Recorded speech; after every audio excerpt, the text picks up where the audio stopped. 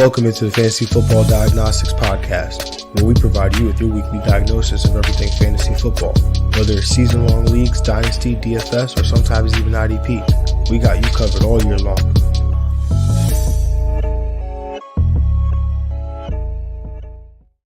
Let's do it. Let's get to it. Welcome into Fantasy Football Diagnostics Podcast. It is Monday, October 9th, and I'm your host, Jon Jeune. Of course, without a doubt, got my guy, Greg Pennamon, here with me.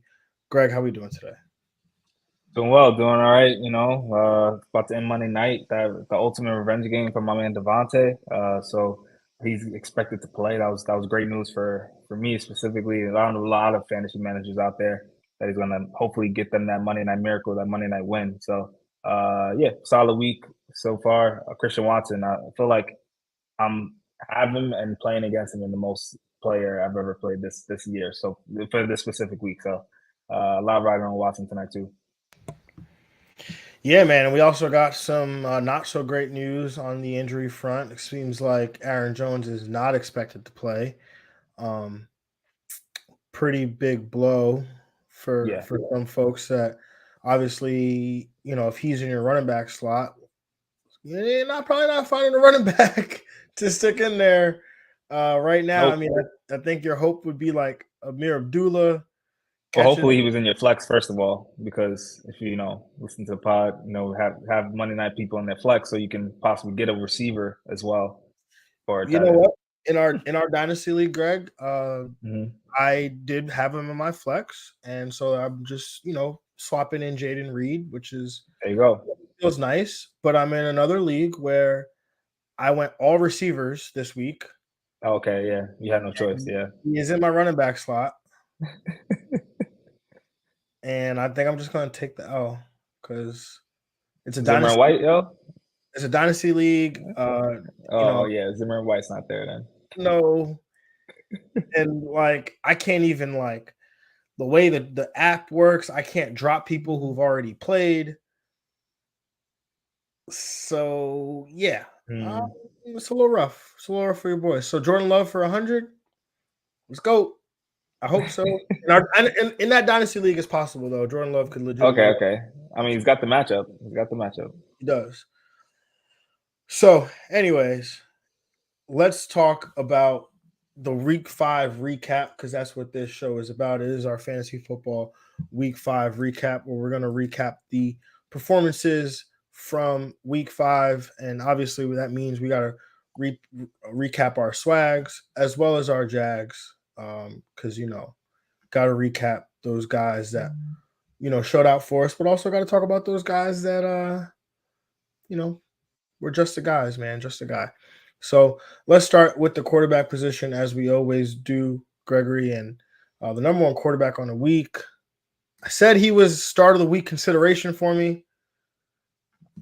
Justin Fields, 15 to 29, 282 passing yards, 4 passing touchdowns, 11 carries for 57 rushing yards, 32.98 fantasy points in a win. The first win for the Chicago Bears of this season. Like I said, he was going to be start of the week for me, but just felt like it was too obvious, man. The guy had been so good the week before, and we've seen him do this time and time again, and I was glad to see him come through in what was, again, another fantastic matchup with his teammate, who I'm definitely sure we will talk about in a little bit later. But Greg, what'd you think of this performance here by Mr. Fields?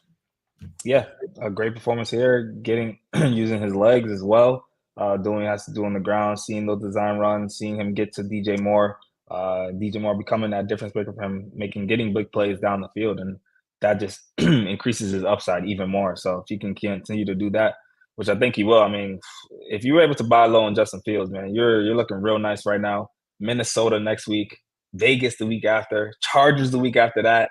That's a really nice schedule for any quarterback. But the skill set that Fields has, he's going to continue to put up top 3 numbers, I think. Yeah, man, it was pretty fun to look at that yesterday. I was looking at his game logs on Thursday, or Thursday after the game, and you just brought up, you see the schedule ahead, and if you play on Yahoo or any of these other platforms, they might be color coded. and you just look at his stretch of matchups, man. It is just all green. It's just green. Yeah. Yeah. So yeah, you gotta love that. And like we've been saying, we've been saying it for weeks, man. Don't drop them. Oh shoot. You got Sorry. news, some live breaking news. Yeah, Elijah Vera Tucker out for the year with a torn Achilles. Mm. So if you play for the Exactly. Jets, man, watch your Achilles, bro. That's really what it comes down to. Yeah, man.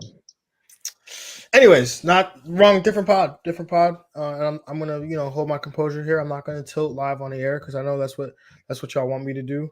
Because I got the win, man. I got the win. No haters, you ain't popping. You know what I'm saying? So, Facts. yeah, man. Justin Fields just a stretcher green in that matchup there. Just so gotta love that, man. And definitely going to keep it going for fantasy managers, man. We've been saying don't hold on to him, don't drop him, because that was pretty much what it looked like was going to happen. Fantasy managers were headed for that direction. But like we talked about, the bad games are not that they were not that bad. Like they were bad, but they were not like that like you could still get by. And so that being said, he man, never has to add a single digit game. Like that's still something to be said. yeah, most definitely. So continue to roll him out there, like we said, man. And if he's on your he's on your waivers, man. Like, Greg, is he the number one waiver priority pickup if he is available on your team, like in your league? Yeah, absolutely. I'd spend all the entire budget on on Justin Fields. Yeah. Yeah, I would spend a pretty penny to get Fields Yeah. on my team. If you've been listening, hopefully you picked him up prior to that, or hopefully maybe he was picked up the week before. But let's move on to the QB2 on the week, man. Josh Allen, 27 of 40, 359 passing yards, 2 passing touchdowns, 1 interception, 4 carries for 14 yards, and a touchdown, 27.8 fantasy points. I did not see this game, but I heard that a lot of this was, in its entirety was garbage time. But Greg, I know you did watch it. You can confirm. What do you think of the performance here by Josh Allen? Yeah, I was saying after the game, like how he was able to pull this out was crazy. I feel like this game was 7-11 the entire first 3 quarters. It felt like not much happening in Josh Allen. This is why every year he's the top 3 guy for us at the quarterback position because no matter what style he plays, a big game like Miami, a shootout type game, a low scoring game, ugly game, traveling to England, it doesn't matter. He's super safe, doing what he has to do, getting that rushing touchdown. Getting 2 passing touchdowns as well. So yeah, Josh Allen, he makes things happen. Yeah, man, he's great. One of the most dynamic quarterbacks in the NFL. One of the most dynamic players in the NFL, regardless of position, if we're being honest. I mean, he's the safest player unless he's playing the Jets. Like that's really what comes out. Yeah, pretty much. Nah, man, he was great, and probably got a bigger performance than we were probably expecting, because Jacksonville was, or Buffalo rather, was expected to win this game, and you were expecting him to play from ahead, and maybe you weren't going to get some of this, but you got 40 pass attempts from Josh Allen. Like if I'm getting 40 pass attempts from Josh Allen, I'm gonna feel pretty good about what happens on those 40 pass attempts. Yeah.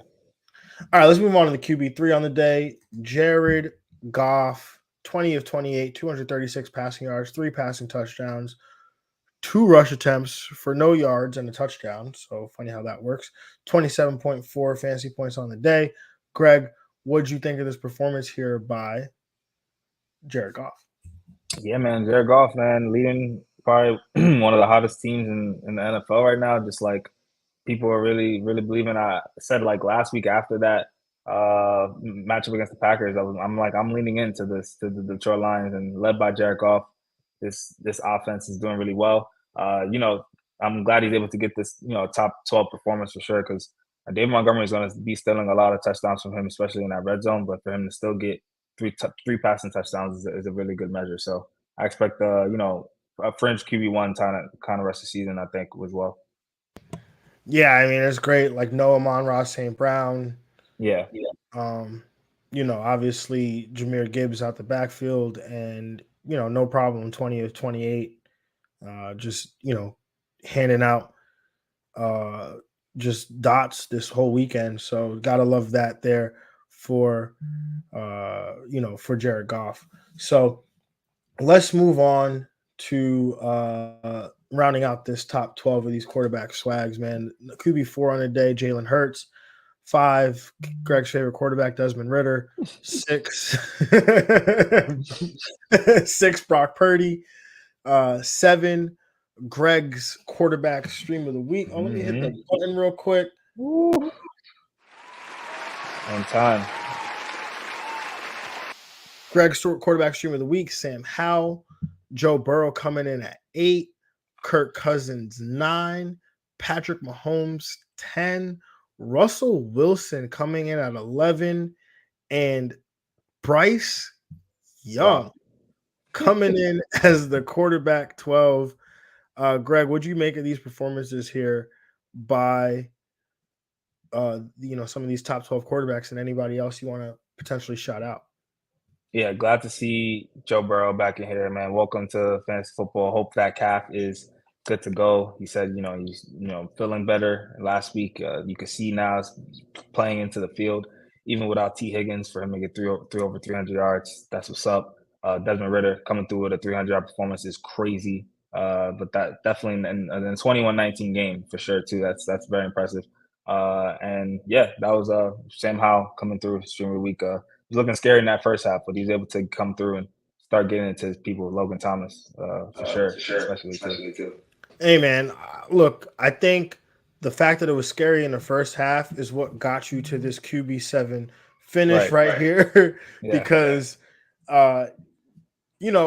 Sam Howell, the game script was expected to be very positive for his team, which, while that is conducive to some, potentially some positive things happening fantasy wise, a quarterback like Sam Howell is not leading his team to a victory. They're not going into the game saying, okay, Sam Howell's going to throw for 300 yards and that's how we're going to win this game. Like Sam Howell threw for almost 400 yards out of necessity in this game. Yeah. And I think that's why we get this finish here.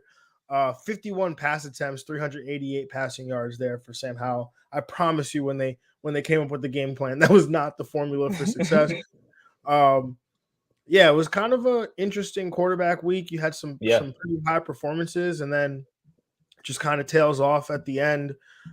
So naturally, Matthew Stafford didn't necessarily have the big game that we were kind of all expecting. Finishes the quarterback 14. But outside of him, there was not a lot of, positive performances outside, the top 12. Tua, finishes 13, but he was a little, you're starting him hoping for like that top 5 finish on this day. So naturally we end up with, a decent amount of quarterback jags on the list. And so, starting with the guy who probably was expected to have the highest finish on the day, Lamar Jackson. His receivers did everything in their power to make sure he finished as low as possible on this list. Like, I think the NFL lead all season for drops in a game by a team with 7, and that happened on Sunday because the Baltimore Ravens dropped 7 passes. Mind 2 touchdowns too. 2 touchdowns on back-to-back plays. Zay Flowers also slipped and fell in what would have been like potentially like at least a 40-yard play. Could have been a 50, 60-yard touchdown. But, again, weird things happen, I guess, in Pittsburgh.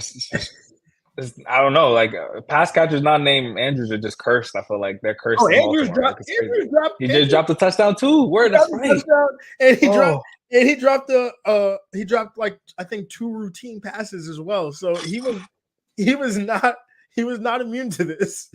Give my man Lamar some help, man. Give my man Lamar some help.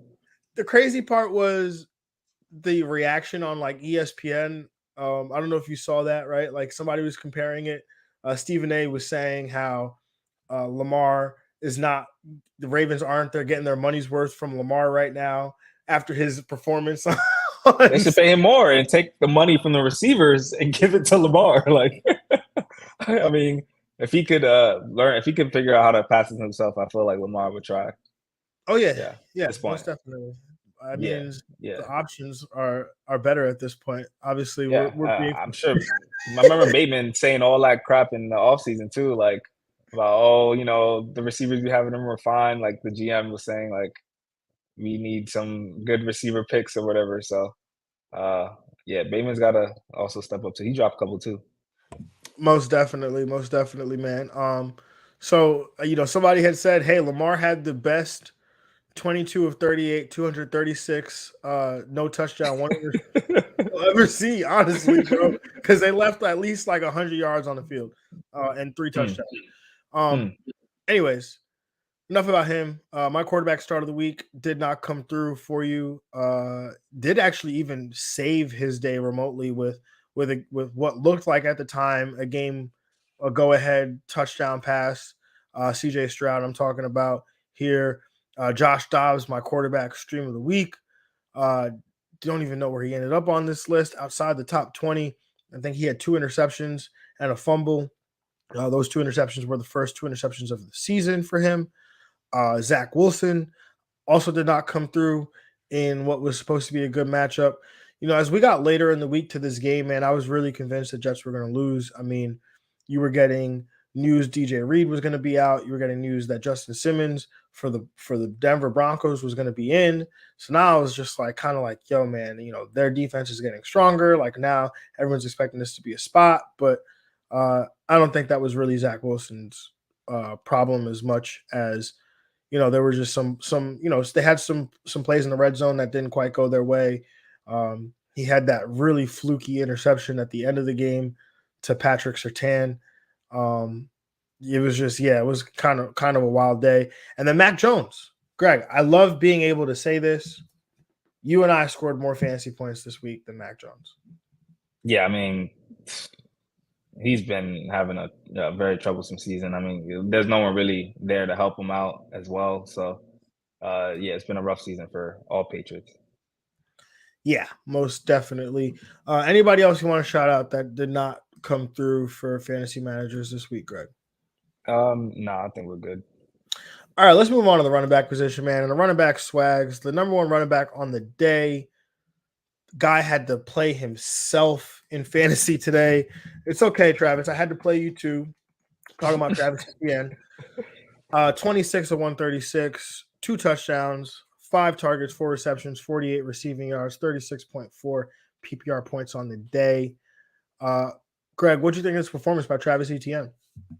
Yeah, no, this is awesome. I feel like this would be just a special rule for NFL players that play fantasy. They should have the rights to their own person in fantasy football. I think they deserve that. But yeah, great performance by Travis Etienne. The breakout performance we were kind of waiting for. I think this is a guy that could have ball low on a little bit. But yeah, good performance here. Another 2 touchdown day. He got season high with 2 touchdowns in this game against a tough matchup. Buffalo. Was think really did catch him on that like London maybe flight and everything like that, and they were able to take advantage. Yeah, man, they should give NFL players the number 1 pick in their league and then see if they're going to draft themselves. Ooh. But yeah, no, this is a great day by Travis Etienne. I mean, he is clearly the lead back in this backfield. He is the workhorse in this backfield. So definitely looking to continue to roll him out there if you have him in your fantasy leagues, because he's obviously a dynamic football player. 31 opportunities in this game. You gotta love that here for Travis Etienne. Yeah. And the running back 2 on the day, Indianapolis Colts running back Jonathan Taylor just signed a 3-year, $42 million deal with some significant guarantees. And naturally, Greg, he finished as the top 3 running back, right? On the week. I mean, everyone, we're human out here, so was he practicing and all that? Like, can you just throw him out there and give him carries, but Colts running back finished in the top 3. True. True. against That's a a fact. tough Tennessee Titans defense. So it had to be Jonathan Taylor. Crazy. Nope, it was Zach Moss. 23 carries, 165 rushing yards, 2 rushing touchdowns, 2 targets, 2 receptions, 30 receiving yards, 33 and a half PPR points. Greg, you want to know something funny? I have Jonathan Taylor in one of my longest standing leagues, and it's 2 quarterbacks. So I picked up Kenny Pickett for $1 after he got dropped. So I'm like, all right, let me see what I can flip Kenny Pickett for. I go send Kenny Pickett to the Zach Moss manager. And then I quickly cancel the trade because I'm like, nah, man, you're probably going to get rid of Zach Moss. Like, I could probably get him for free. Let me see if I could turn Kenny Pickett into something else. I did turn Kenny Pickett into George Pickens, but we're not going to talk about that. There you go. Minutes after canceling that trade, the manager I get an alert that they dropped Zach Moss to pick up Chase Claypool. Oh. And you couldn't pick him up because he's on waivers. No, I couldn't pick him up, but now he's on waivers, so he's free. He's free for me to go get him. Yeah. Oh man. I guess Zach Moss is still viable. You could get if you get both. Now you have Zach. We got to win that bid. Get Zach Moss and have George Pickens. That's nice. Yeah, real nice. Yeah, it would be real nice. But we'll see. But Greg, what do you think of his performance here by Zach Moss? Yeah, I definitely thought he was going to be involved. I mean, and just take JT and just give him the max amount of carries possible. But I didn't expect this amount of opportunity for him. 25 touches in this game, 165 yards, 2 touches. Like this was a big time performance. I had to force him by force because thought Saquon was good to go, and then so he got put down and doubtful again. I had no other option. It was either him or Jerick McKinnon. I was like, Zach Moss, maybe get 10 carries. But yeah, this was a great performance here from Zach Moss. I think definitely earned himself some use the rest of the season. Like, JT will still get his, but I think Zach Moss is a nice number 2 to have for some depth, or if anything happens to JT. Yeah, man, definitely. You got to work to get Zach Moss. If he's been dropped, if he's been, downgraded at all in the eyes of your league mates, then you got to find a way to get him on your roster, especially after this game, whether or not you have JT or not, because clearly it shows you what this backfield or what this team feels about Zach Moss. And obviously, we're going to get into the injuries in a little bit later, but Anthony Richardson dealing with what looks like a long-term shoulder injury. So we know what this does to this backfield in that sense, right? Like these rush attempts, these opportunities, these rushing touchdowns. They now, Gardner Minshew's a more traditional drop back passer quarterback. He's not going to run around the goal line. So, we get more traditional here with the running backs and their usage of these running backs, especially down near the goal line. Yeah, it's a great point. It's like you kind of lost not only your quarterback, but your number 2 running back pretty much at this. Yeah. I mean, he led the team in rushing touchdowns. I'm pretty sure he had That's 4. crazy. He had 4, and only had really only played like 3 games, I think. 3 games because he had 2 of those in a quarter against Houston before having to leave that game. But the number 3 running back on the day, my running back start of the week, Breece Hall. 22 rush attempts, 177 rushing yards, a rushing touchdown, 72-yard rushing touchdown at that. 3 catches on 3 targets for 17 receiving yards, 28.4 PPR points on the day. Greg, your thoughts on the performance here by Breece Lightning? Yeah, man. I mean, talk about full circle story. The field way he tore, got the injury last year, had a huge play in that game, comes back, does it again. I mean, this is great. Breece Lightning, he's the man. His yards per carry. He's been probably one of the most efficient, if not the most efficient running back in the league. It's just even shakes your head more. Why this man couldn't get those touches early in the season? But yeah, just free the beast, man. Free the Breece. Feed the Breece, Breece Lightning. So many things you could do with Breece's name. When he gets a first down, you could yell Breece. Love it. But yeah, he's been the most efficient runner, not named Devon Chan. I read this stat. Yeah. If you take out Breece Hall's 72-yard rushing touchdown that he had yesterday, he still averages 5.7 yards on the season. So this man Crazy. is That's he's crazy. killing right now. And not just to remind you, he is 12 months removed from a torn ACL. So this is like AP level Yeah. stuff that we're seeing right now from Brees Hall. Man is just on a different level. But yeah, moving on to the running back 4 on the day. I mean, I don't know if there's ever been like if I've seen a more impressive, like more anything more impressive than what Devon Chan is doing right now. I mean, 11 carries, 151 rushing yards. My man, like, is averaging. Let me just look it up before I just say it because I think I checked it during the game yesterday, including the stats from his game yesterday. He's averaging 12.1 yards a carry. He's single-handedly saving teams right now. Like getting them through these early bye weeks through like if you were able to get them on waivers, like God bless you, man. That is really saving your team right now. Or just making your team that much stronger. And I feel really bad for you guys, like for those of you that dropped him after week 1 when he was a healthy scratch. Mm. Yeah, I feel really that's bad. true. Yeah. Like, I feel really, really bad. Oh, Like, that's sad.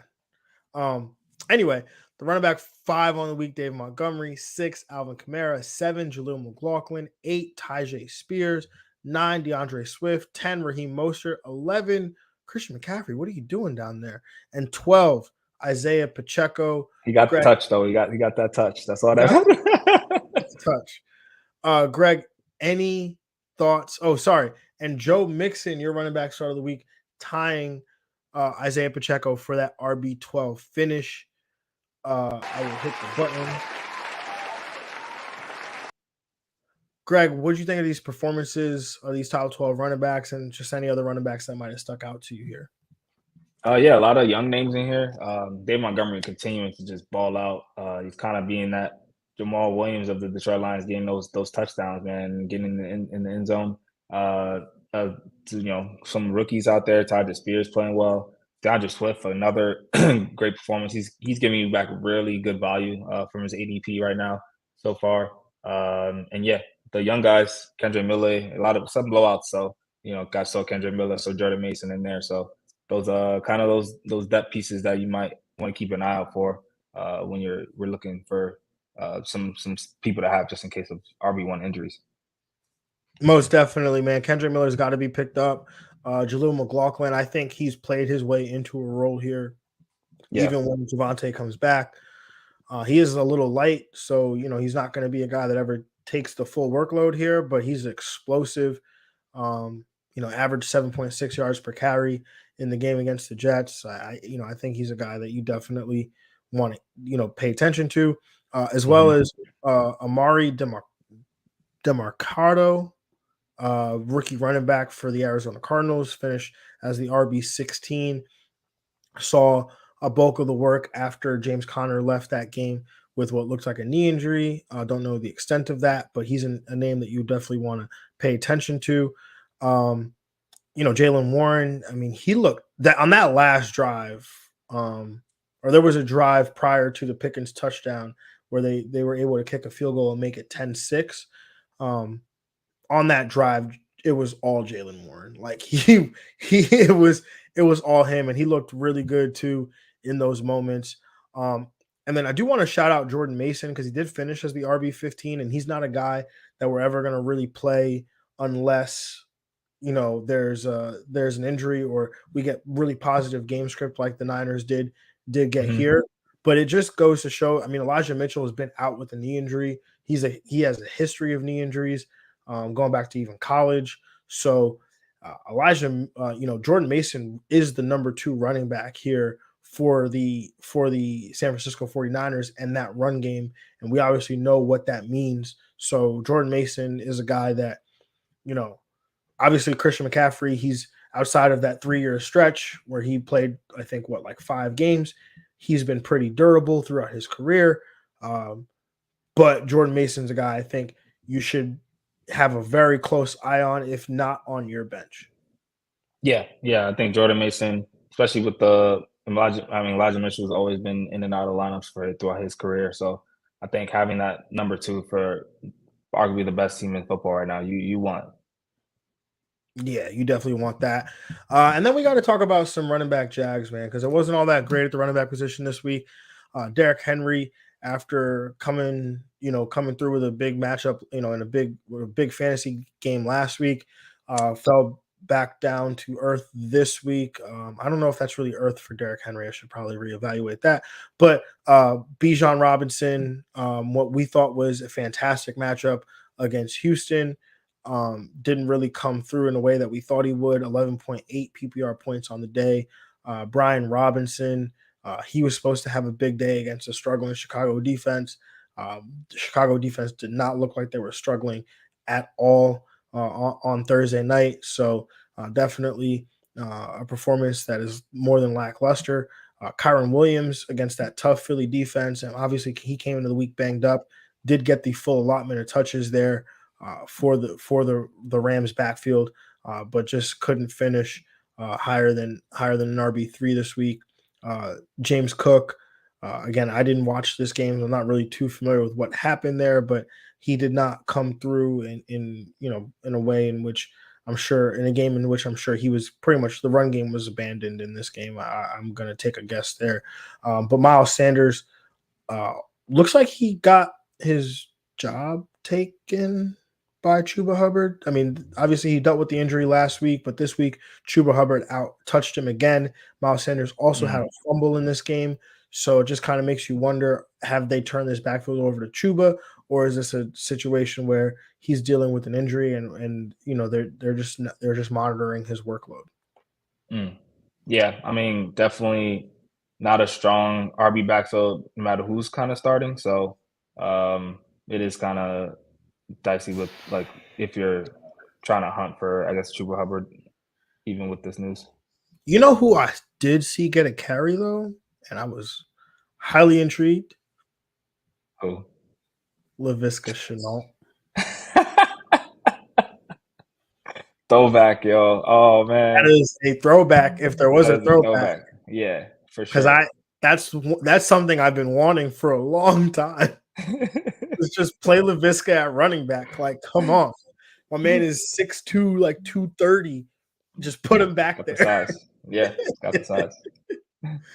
Not like the um, first two matches are working, so yeah, you should get the shot at least. I mean, look at Cordero Patterson, like, come on, let's make this happen. All right, let's move on to the wide receiver position. But before we do have a couple questions. Johnny D says, I'm down by 35. Do Devontae Adams and Josh Jacobs pull off a Monday Night Miracle? Also have Jacoby Myers in the flex. PPR. There's a lot of Raiders, but I do think you get this done. 35 points is a lot. Not going to doubt. I'm not going to, but I feel like you could get. Can we just highlight? And I don't think we highlighted this on Sunday on Thursday, Greg, when we was talking about this game. It's Devontae Adams' revenge game. Yeah, Devontae Adams revenge game. Yep, he think that kind of played into why he's expected to play tonight. I mean, he always does play a lot of games with that questionable tag. Like he's able to has a lot of mental and physical toughness. But yeah, I would think he would get 15 to 20 fantasy points. I think that's a good range. I'm expecting maybe 20, 21. I think that's fair.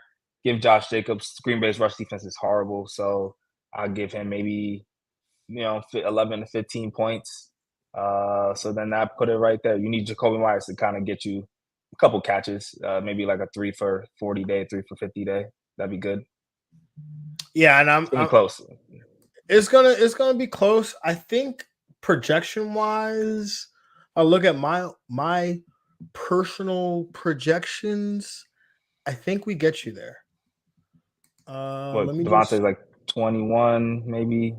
Yeah, I think I've got Josh Jacobs leading the day with fantasy points. Let me just make sure. Josh Jacobs. Yeah, I've got Josh Jacobs for about 20, and I've got Devontae Adams for about 18. So there you go, 38 fantasy points. Yeah, And hopefully you don't have to rely on Jacoby to get you the win. But he'll be used. He'll be used for sure too. Most definitely, man.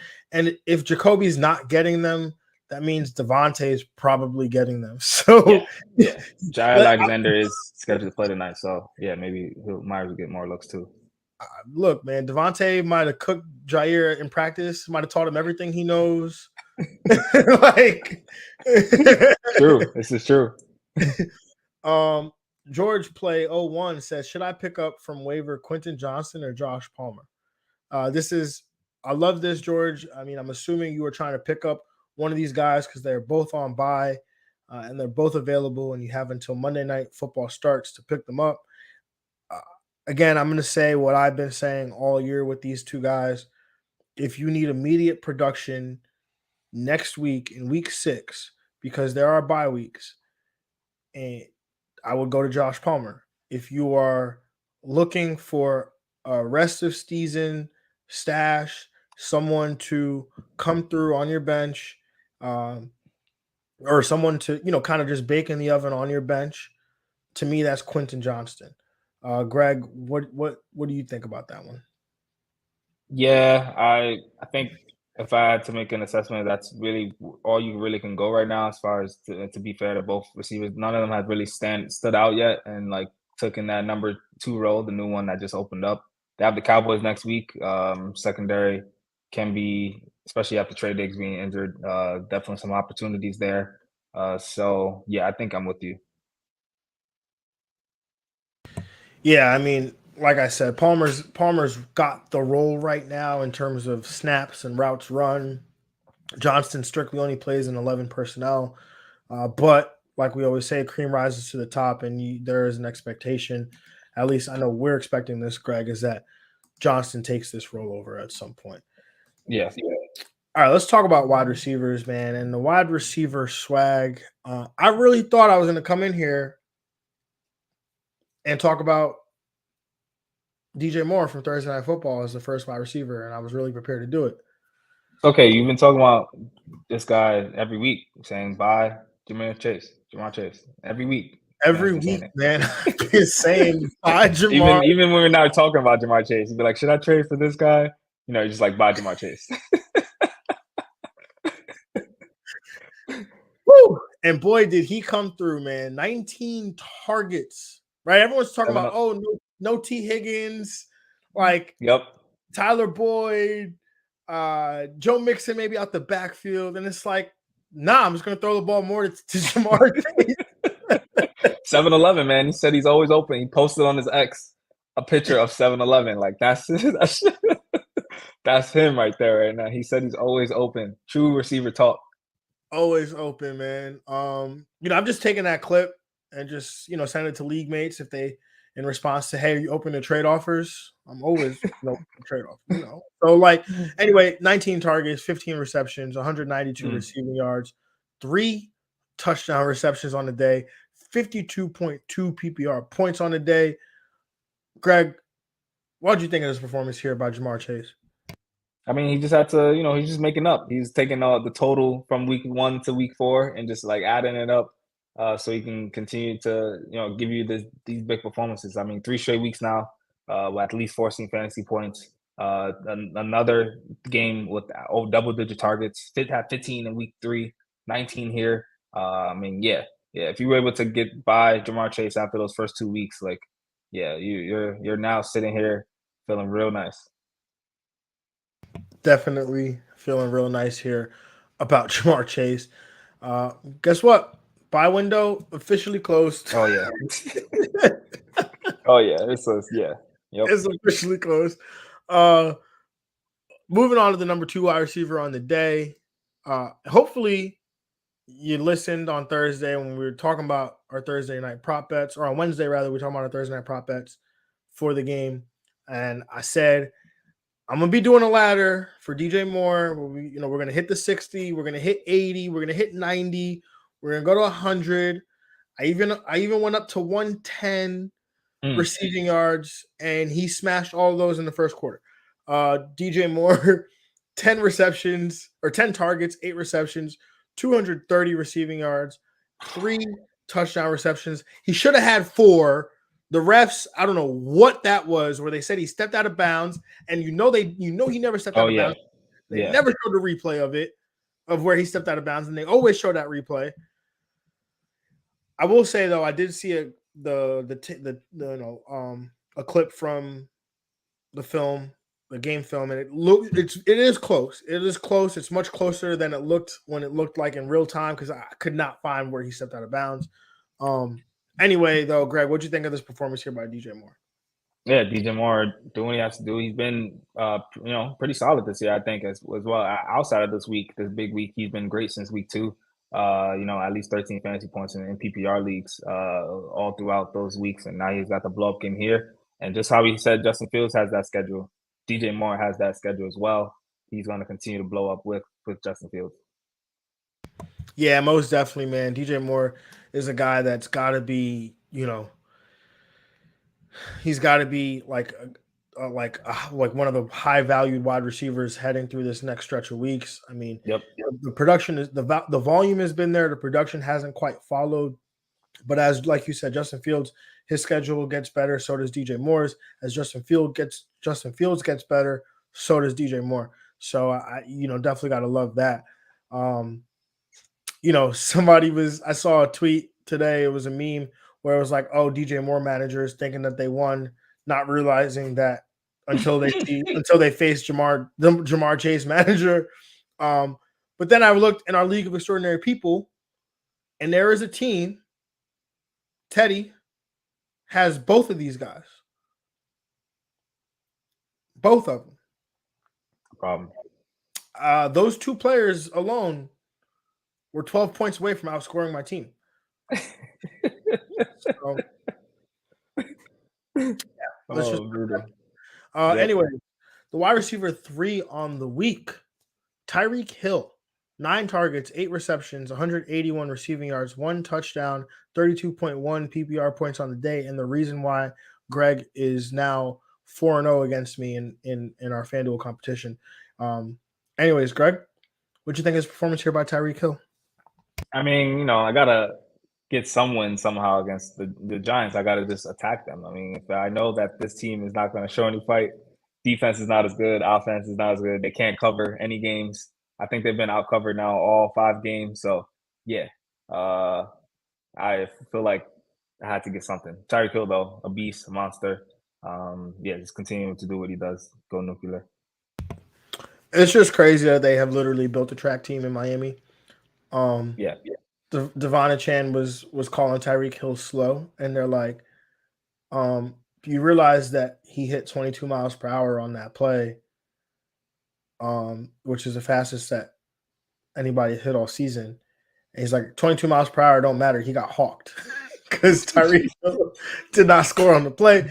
He got hawked, hence why he was calling him slow, because he got hawked. So yeah, they do need to race. That would be really fun. It would be really fun to do that. But let's move on to the rest of the wide receiver swags on the week. Adam Thielen coming in as the wide receiver 4. George Pickens, the wide receiver 5. Stephon Diggs 6. Gabe Davis 7. DeAndre Hopkins tying with Gabe Davis at 7. Calvin Ridley coming in at 9. Puka Nacua, my start of the week, coming in at 10. I'm going to hit it. And Cooper Kupp coming in at 11. AJ Brown coming in as the wide receiver 12. Greg, what'd you make of these performances here by these receivers, or just any receivers that you want to shout out in general?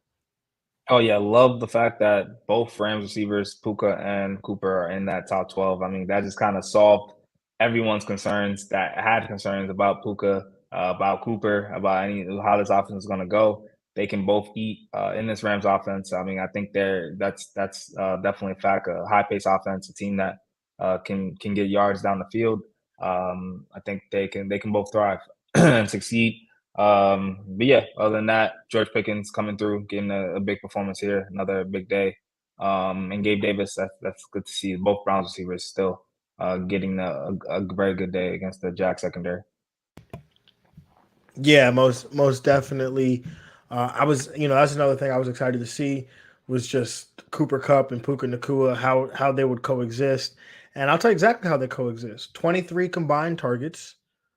Each, Puka seeing 11, Cooper Kupp seeing 12, and 15 combined receptions, 7 for Puka, 8 for Cooper Kupp. And then They combined for 189 receiving yards and a touchdown here. So, yeah, that's kind of how I expected it to go for these LA Rams. I mean, it literally looked like Cooper Kupp had not missed a beat. Like, it was crazy to see him Nope. back there. And just like the first drive, it was like, up 5 receptions. I'm like, yo, the over under on his reception props was 5.5. Like, this is crazy. Yeah, Yeah, but Matt Stafford's basically throwing it over 40 times right now a game right now. It's like his lowest game was 33. So this offense can support them. most definitely can support them. I mean, like we said earlier in the week, Tutu Atwell takes the biggest hit, and he definitely did take that hit there. Um, so who else? Pickens, man. I mean, what do you think of the situation? Obviously, Pickens was your breakout wide receiver coming into the year. Um, it looks like he's done that and some. I mean, what is the Deontay Johnson? What's it going to look like when Deontay Johnson gets back?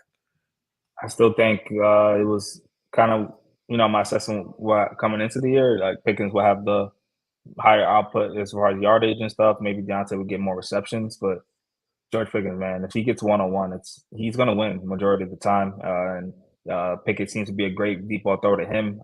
It's crazy how he just finds it when he throws it to Pickens. The connection is there, so I can't see why he can't still be rest of the season like a solid wide receiver too. It's just absurd because even Pickens like non-catches are still highlights. Yeah, Like, yeah, yeah. like He's a freak. he had the one yesterday where he's like in the back of the end zone and Pickett underthrows a ball and Pickens goes to catch it and realizes the ball is behind a defender, so all Pickens can do is just reach his like left hand out and almost like snags the ball behind the defender. Like, and it's That's just crazy.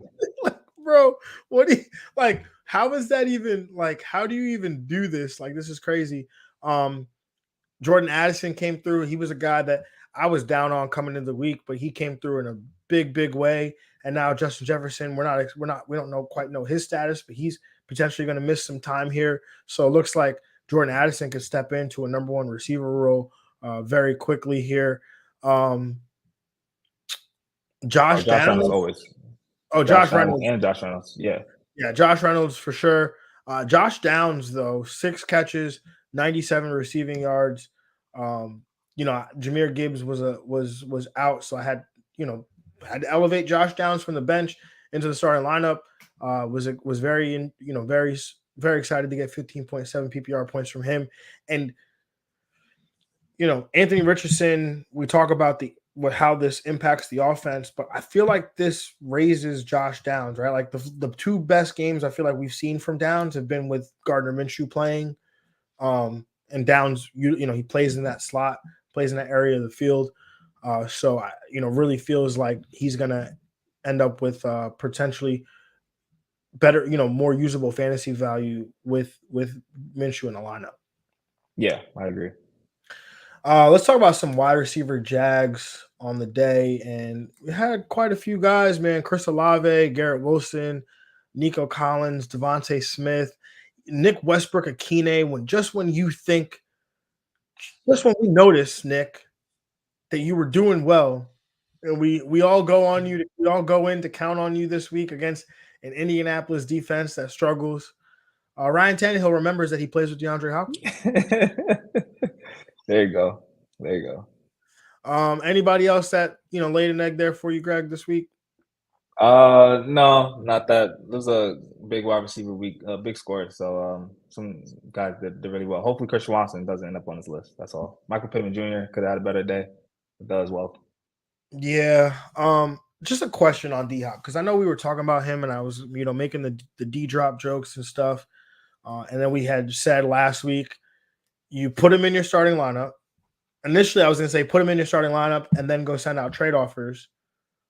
But you put him in, then you said, no, he's playing Indy. So you're going to put him in your starting lineup, keep him there. Yep. And then we joked about sending trade offers after this game. Are you doing that? Or do you look at that and say, hey, you know what? I was expecting a big game, but 8 for 11, $140.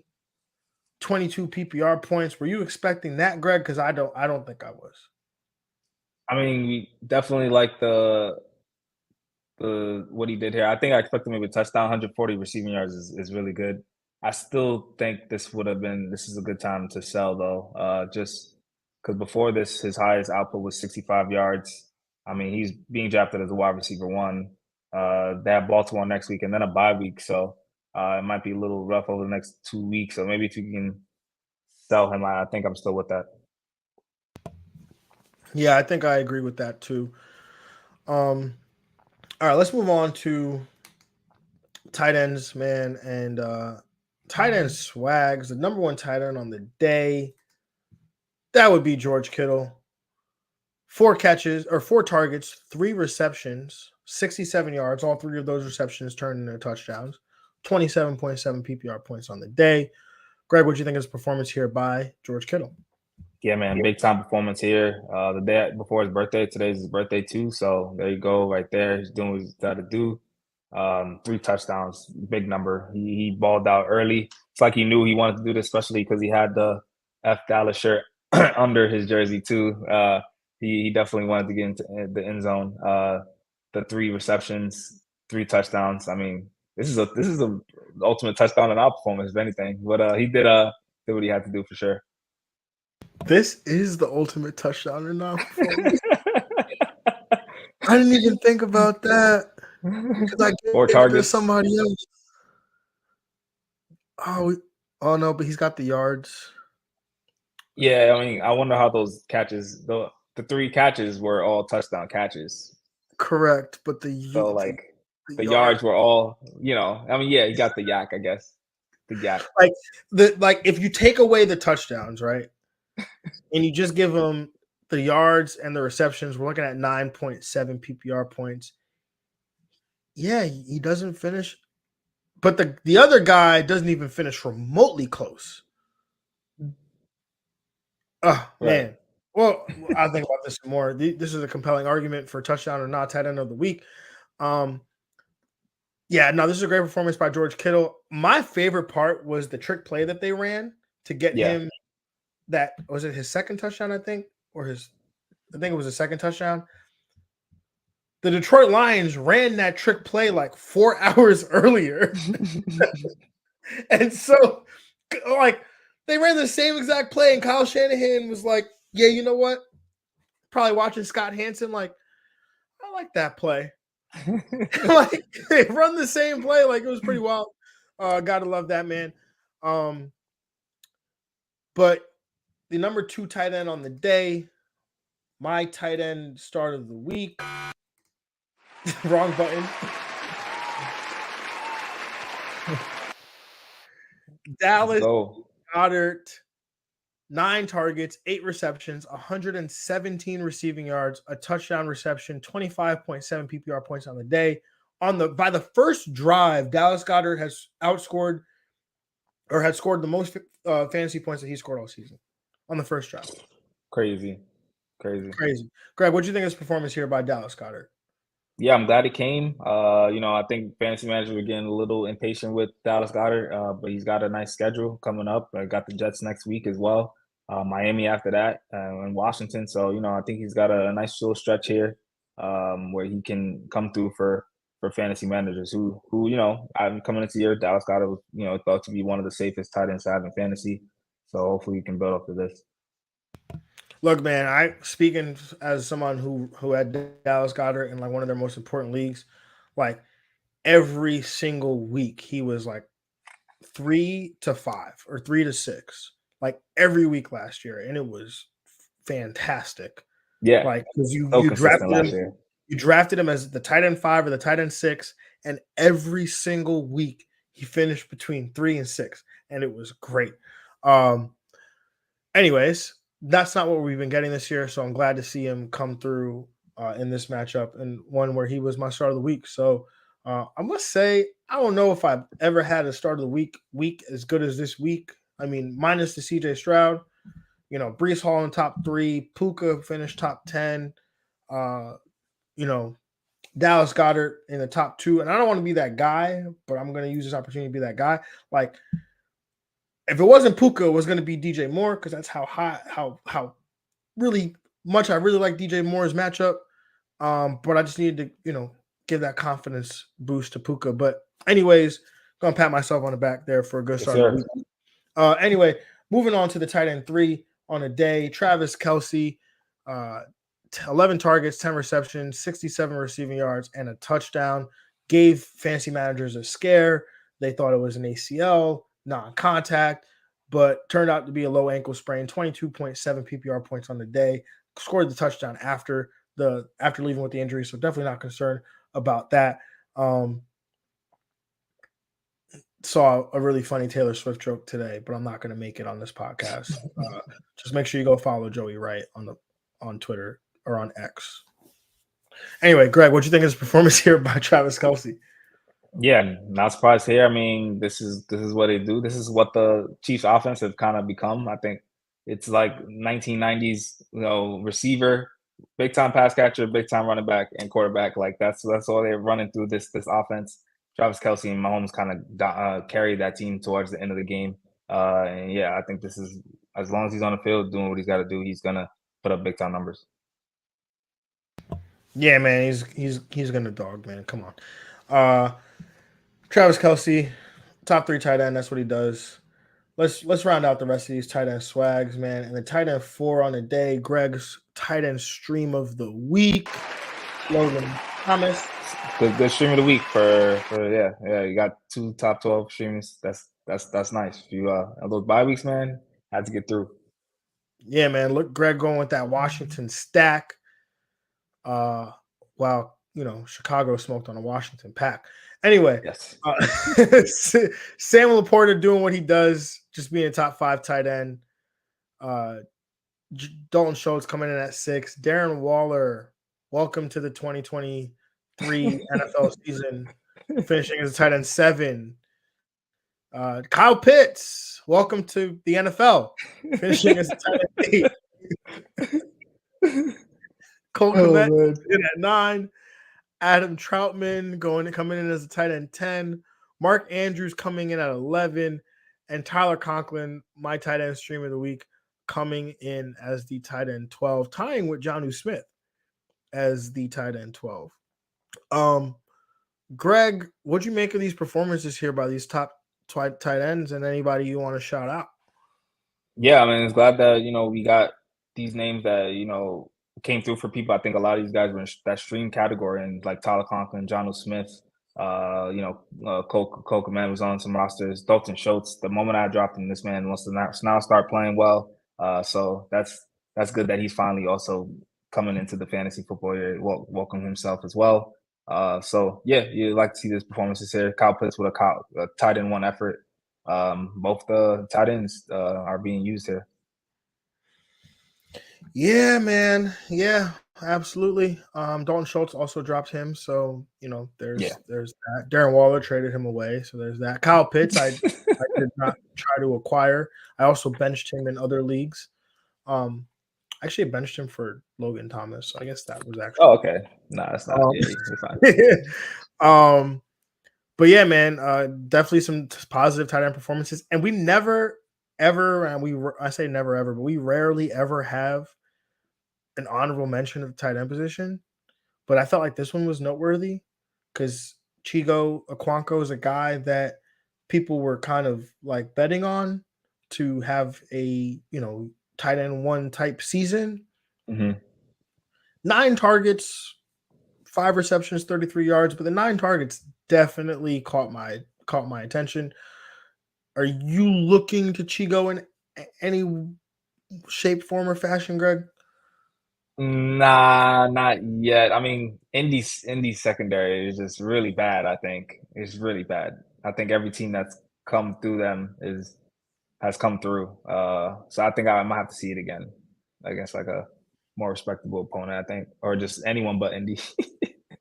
Yeah, I feel like the negative game script also led to the potential 9 targets here. So I don't think that's going to be something that we see often from the Tennessee Titans here. But I will, it's time for the touchdown or not tight end of the day. And under, After really thinking about it and considering it, Greg, it was determined that we could not give the touchdown or not tight end of the week to George Kittle because he's well more deserving of that. And so instead, we give it to Adam Troutman. Yay, Adam Troutman, 4 targets or 4 catches on 5 targets for 26 receptions or 26 receiving yards and 1 touchdown there. Because if without that touchdown, he would not have finished remotely close to a tight end 1. So there you have it, your touchdown or not tight end of the week in a good matchup against the New York Jets. So Dallas Goedert coming to town next week. There you go. But let's talk about these tight end Jags, and there's only a couple. One, TJ Hawkinson, 10.1 PPR points, tight end 14, but you didn't draft TJ Hawkinson to finish as the tight end 14. Zach Ertz also down here as a tight end 15. I mean, honestly, if there was a touchdown or not tight end of the week, it was him, but he didn't even finish as a top 12 tight end, so he couldn't get it. 2 catches, 10 receiving yards, and a touchdown. Like, that's not great. And then there's Jake Ferguson, because naturally, right after I drop him, and then I go spend fab money to go get him, Crazy. he does what he did yesterday. I mean, that entire Dallas offense, you could say, is a Jag too. I guess this is fair, right? That's a good point. Yeah. I didn't write Tony Pollard in here. There's no CD Lamb. There's no Dak Prescott. Yeah. That's tough. Anyway, we can move on from the tight end position. Do have a question here from Bronson Howe asking, trade Amon-Ra and MT for Stephon Diggs. Don't need MT at deep at wide receiver. If the Stephon Diggs manager would take that, I would say yes. Yeah. I would definitely buy Stephon Diggs. Amon-Ra's hurt. MT is like he's fine, but he's like no one's getting excited about Michael Thomas. Yeah. So if you could pull this off, I'd say yeah, but I highly doubt that that's going to happen. And Bronson is warning us about letting us know about the Achane knee injury, and yep, we are most definitely aware of this injury, and hence why we are now going to move on to the injuries and bring those up. Like Bronson said, Devon Achane dealing with what looks like to be a knee injury. At first, it was reported to be an ankle. At least from injury analysts that I was following on Twitter, it looked like an ankle. But now the Dolphins are saying it's a knee. But this is a real quote from Mike McDaniel, the head coach for the Miami Dolphins, which a lot of times when you see a quote from Mike McDaniel, you have to wonder if it's real. Because Mike McDaniel's, he's a pretty funny guy. But when asked if Devon Achane is undergoing an MRI for his knee injury, Mike McDaniel says, and I quote, "There's various things that he's undergoing. Handshakes as well. High fives. I think from all accounts, he had a good breakfast and lunch." That's the quote. Hilarious. So doesn't seem like the head man is too concerned there with the availability of Devon Achane. So something to monitor throughout the week. Or just keeping everything in house. So I guess it gets like official or anything. Yeah. Yeah. But Indianapolis quarterback Anthony Richardson, he's expected to miss about a month or potentially more with a shoulder injury. Houston wide receiver Tank Dell questionable for week 6 after leaving Sunday's game with a concussion. New York Giants quarterback Daniel Jones supposedly avoided major injury, questionable for week 6 with a neck injury after basically being in 17 car accidents the last 2 weeks. And they just go to Buffalo. That's his reward. It's only gonna get worse next week. And Daniel Jones just be like, "Hey, you know what, guys? I'm gonna stay home. Y'all can go to work. I'll be at home. Yo. My backup, Tyrod. You still got those legs work, right? Mm-hmm. Hey, revenge game, Tyrod. Word. There you go. There you go. Arizona running back James Conner left Sunday's game, but is, quote, according to head coach Jonathan Gannon, feeling okay after leaving Sunday's game with a knee injury. So definitely something to monitor. And then Minnesota wide receiver Justin Jefferson left Sunday's game with a hamstring injury, did not return. So that is definitely something that will keep fantasy managers on edge heading into week 6. Yeah, hamstring is one of the last words you want to hear for any player, but especially receivers. Yeah, and I just realized that there is a mistake here in the notes here, but I had Roshan Johnson's name in here, but it's Khalil Herbert, the Chicago Bears running back, is expected to miss multiple weeks with a high ankle sprain. Roshan Johnson did leave Thursday's game with a concussion. Yeah, the whole running back room got hurt that Thursday. It felt like Travis Homer left the game, so it really just seems like Deontay Foreman, as of today, is the only quote unquote healthy running back. Roshan Johnson, I would imagine, though, if he does return from concussion protocol, is able to get out of concussion protocol, would be the lead back here for the Bears until Khalil Herbert makes his way back into the fold here. Greg, how does this impact, I guess, waivers for the weeks ahead, and who are we looking at to target at the quarterback position? I think first for quarterbacks, looking a little slim. Got some bye weeks next week, but Sam Howell, I think he's going against Atlanta next week, 34% rostered. But even after Atlanta, he's got the Giants and he's got Philly. Philly, who we just lit up a couple of weeks ago. The Giants secondary has been pretty washed and attackable. And I think Atlanta you can get some points on them as well. We saw what CJ Stroud was able to do. Even if they're playing from comeback mode, Sam Howell can put up some points and some yards. So he's 34% rostered. I think he's a name that I'm looking at if you're desperate for some quarterbacks. And then Baker Mayfield coming off of a bye, going against Detroit next week. He's 19% rostered. I think for both these guys, especially for 2 quarterback leagues, can be available. Yeah, definitely like all those options for sure. What about the running back position? Running back, we're going 4 names here. I think for some 12-team interests or some more shallow leagues, Roshan Johnson, 41% rostered. Mentioned kind of depending on that concussion protocol, but I think concussions, if it's not too major, he could be back. If not next week, then the week after. So I think he can kind of get that lead role back with Khalil Herbert being out. He'll see probably the most volume. And then the next 3 running backs are, kind of these deeper plays, depth plays, running backs that, can add to hopefully if something, God forbid something happens to the number 1 running back, you have those plays there. Kendrick Miller at 12%, Amari Mercado at 2%, and Jordan Mason 1% roster. So they're all very available not on a lot of rosters. And then if you have a free spot or just, so maybe you need some depth, you could add them and have that possibly the number 1 waiver going into the following week already on your roster. Yeah, definitely a good strategy to have there. What about at the wide receiver position? Who are we looking at? Yeah, I'm very surprised here. Josh Reynolds is still 41% rostered. I mean, other than his week 3 dud, he's at least 66 receiving yards in every game so far. 3 touchdowns so far in the season. He's really been a steady force for this pass attack, even with the Monra in the lineup. We were saying, kind of slow the brakes on Jameson Williams because Josh Reynolds is still there and he's making some plays. So I think he's been a very solid, wide receiver, low on wide receiver 2, wide receiver 3, steady value for sure. Curtis Samuel, he's 17% rostered. 4 of the 5 games this year, he's got at least 50 receiving yards. He's the wide receiver 30 so far this year in total points through 5 weeks. I think that's really exactly where he is, wide receiver 3, safe floor, and he can able to make plays.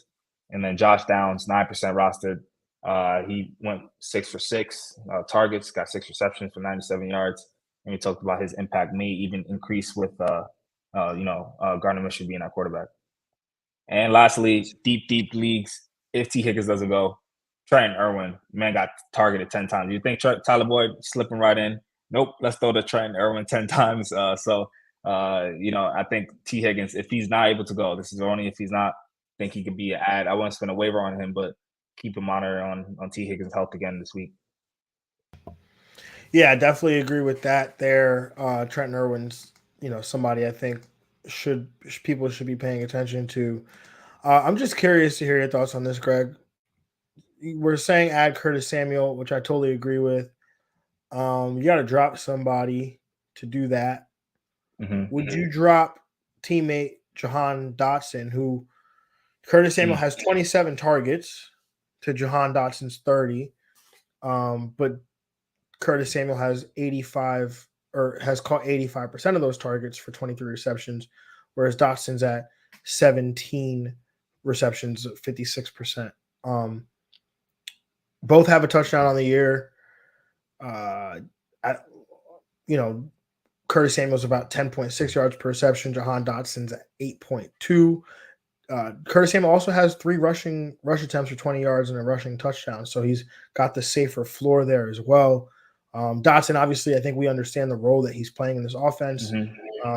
Deeper down the field, less probable targets there. Hence the lower catch rate compared to Curtis Samuel's, who, call it what it is. Curtis Samuel is a glorified running back who plays wide receiver.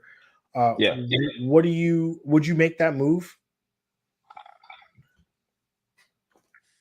I mean, right now, especially for a full point PPR league, I think I'd consider doing it. I think so. Yeah, I think you would have to, right? Like, Yeah. just based off what the numbers say, we understand that Dotson is the less consistent, the more volatile, we'll say, right? He's going to be the more volatile week to week option, but he's not even hitting on a lot of that stuff right now. So it kind of makes you wonder, like, why not go after the player who is getting those opportunities? And we know, I mean, Curtis Samuel, his injury history is well documented. This could be, we necessarily don't even know how long this could particularly last here with Curtis Samuel here in this role that he's playing for the Washington Commanders. Yeah, no, I totally agree. What are the tight end position? What are you doing there? 2 names. Logan Thomas, obviously 15% rostered.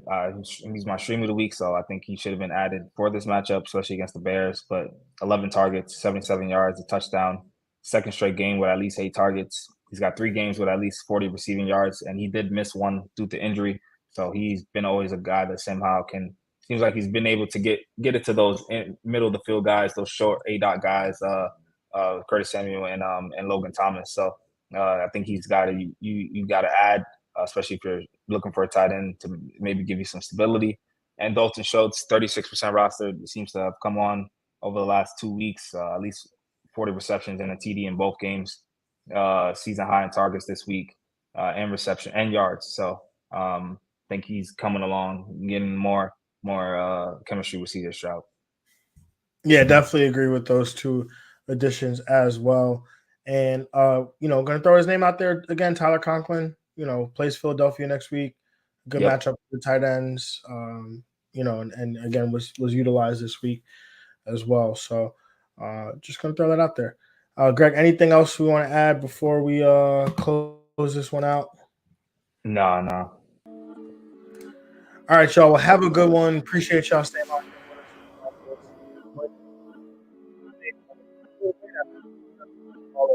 But anyways, y'all, hope you get everything you need this weekend. And that's Monday Night Miracle. I think my matchup's not locked up yet either, so I got some stuff going on, and I'll be looking too. But anyways, y'all, have a good one. We'll see y'all on Wednesday to break down Thursday Night Football, and we'll catch y'all then. Have a good one. We're out of here. Peace, y'all. We out.